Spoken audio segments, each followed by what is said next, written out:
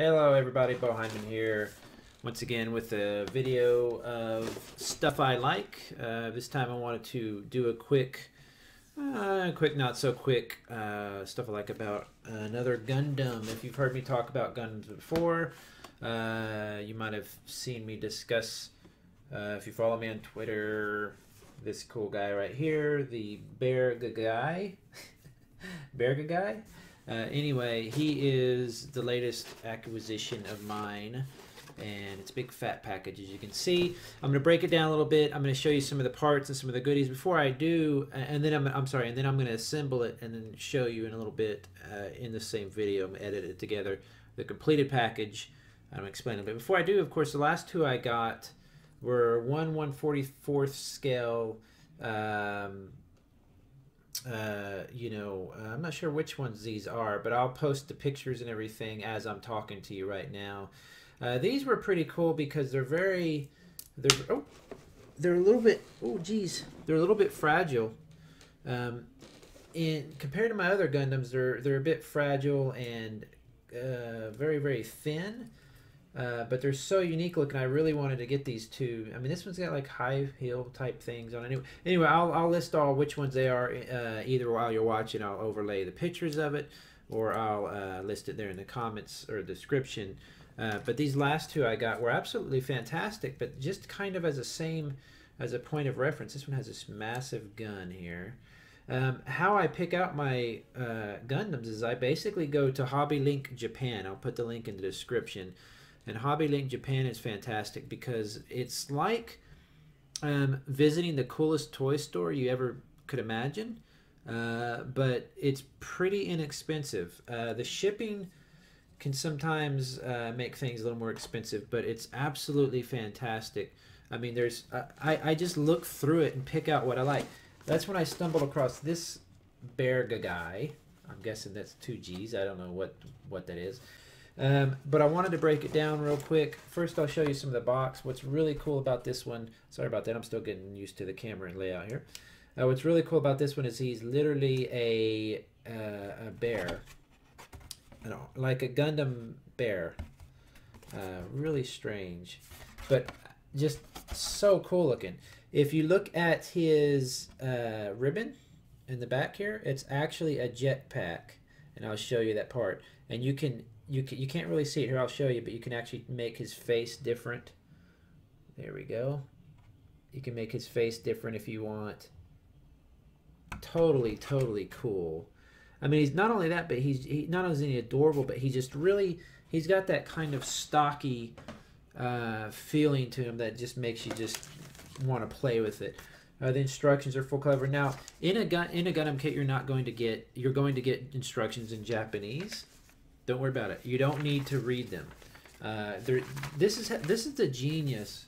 What's so attractive about Gundams is that you really, I mean, look at that. All you need to do is see the part and assemble it. All you need to do one of these kits, if you get a certain high grade quality, and I'll talk a little bit about that sometime. But basically, whenever you shop on Hobby Link Japan, it'll tell you whether it needs glue or not, and I pick out the ones that don't need any painting or any glue. I don't like to mess with all that. As you can see, I just like to leave them bare, like plastic, and they just look like a cool transformer or toy or something.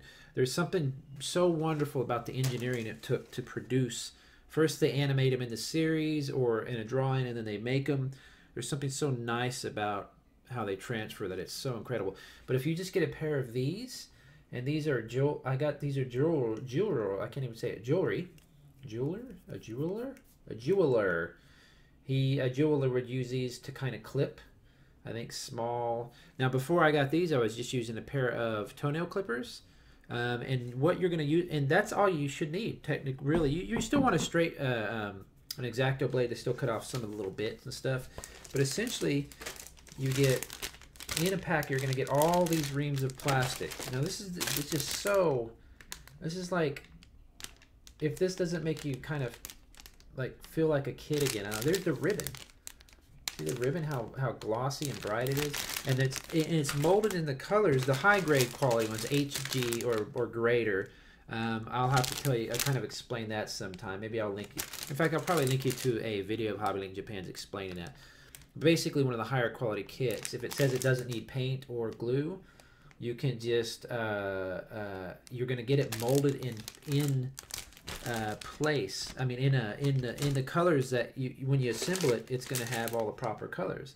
Look at this. You even have these little clear parts. The pink ones, you can't really see those in there. Those are like laser beams that you can put coming out of his hands and stuff like that, or her hands. I think it's supposed to be here. These little bits and bobbles and stuff, I guess, these are little parts that will help give the joints tension, so that when you do something like move a leg, it actually has tension to it and stays in place. So you can actually move things. You can, and a lot of these Gundams, you can move every little part. It's really pretty incredible. All the head, everything. This one's terribly fragile, so not fragile, but just a little bit too. So a lot of these of this kind of the high quality smaller ones, they're meant to get a stand, a clear stand that you can kind of mount them on and get them in it. They're not really a toy, and you can glue them together, and they're a lot sturdier that way, as long as you don't glue the joints. You know, where the ball bearings, not the ball bearings, but the kind of, you know, joints like it. You don't want to glue it where it can't move anymore, but you can glue some parts together. That would make it a lot more sturdier. You could probably stand up to playing, but it's not really a toy. It's just for fun to look at and look cool. Then we look at this last ream of plastic here. I mean, now just to give you an idea on how. Look, oh, and here's the. You got to see the stickers. Let's see if I can get those in there. There we go. Those are the eyeballs. So a lot of times these will come with decals, slide off decals, water ones. But this one came with these stickers. There's the eyes, I think, the heart you can put next to the eyes, some different options. And I think the idea of this one, I'd have to get it straight, but I believe the idea of it was that it was kind of built more for younger or newer builders. I'm going to come back, show you the completed product, and then go from there. So I'll see you guys in just a minute. Done. Robot Bear. This is Beargguy III, I believe. I'll put all the details in the description there, but you can see Beargguy. Pretty cool looking. On the front of his face here, those are just stickers for the eyeballs. His mouth actually opens and closes, so you can actually open and close his mouth. His arms, of course, can move. His legs have these nice double articulation thing, so you can do some really great poses and stuff. The only thing I'm kind of disappointed with this is that with these kits, since you're not gluing or anything like that, you're relying on tension to hold them into place. To hold the pose. They're stuck together. Just they plug into sockets basically, kind of like your sockets in your arms and stuff. So there's tension, so they wear out after a while. So you can put these on a stand and have them flying or something, so that they don't wear down over time. That's why these aren't really a toy, because they do wear down over time, and they're not, they're meant for posing and kind of just sticking up somewhere. So all of his joints are really nice and tight and will hold a nice pose, except for his feet here. They're a little bit too loose. I don't know if you can see that. And the only problem with that is that that's what everything is depending on to stand up. So you have this, if you watch here, he'll kind of start to lean back. So you have to kind of, the standing, I wish these feet were a little tighter. But other than that, he'll hold a pose and he'll sit there and look really cool. But I think he looks absolutely wicked if you look at him. He's really, really cool looking.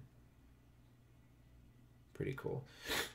So that's Robot Bear. The bow is fantastic looking. Now, if you look, the bow is actually a jetpack with vents. All of this comes off. It's all posable. You can make him look like he's running in the wind or whatever. You can pop this jetpack off, and you can get an optional, more robot-y looking kind of tough one and pop it in there. But this is how Gundam kits work. They're just kind of meant to be kind of traded and popped in. What's cool about that is you can actually take these kits, and I could put an arm of another kid on here or something. You can really mess. Even the ears, it's going to be hard to see, but the ears even go forward and backwards. So his face here is just as a separate part. You might be able to see how that's jointed right there. That's just a separate part that actually pops off. And his mouth you can pop off as well. I mean, this whole little area here. And if you can see inside his mouth, there's a little hole. They give you these little laser beams that will go inside his fists and his mouth here and actually will shoot. So I glued a few little parts. Sometimes I'll glue little parts to these little guys. I glued these little divots. I think I glued one or two other little parts. I think I glued his head because his ears were so tight that they felt like they were going to pop out. So I glued the head together because there was. But if you're going to glue a part that does not a kit that does not require gluing, be sure before you glue something, you make sure that it's a part that you don't mess it up by the time you glue it. Because if you mess something up and you get some part messed up, pulling it back apart with good glue is really just messy and crappy. So there's Beargguy. I think he's absolutely thrilling. I just love this. This is like just so great. $15, several dollars shipping. I can't remember how much. Comes all the way from Japan. You can probably find them in a local place, so you don't have to pay the shipping. I'm not sure, but just look. I'll put some links in the description there. But absolutely fantastic looking. I think he's so cool. And he's so large too, especially compared to the other Gundam. Anyway, thanks a lot, guys and girls. I'll see you next time. Bye bye.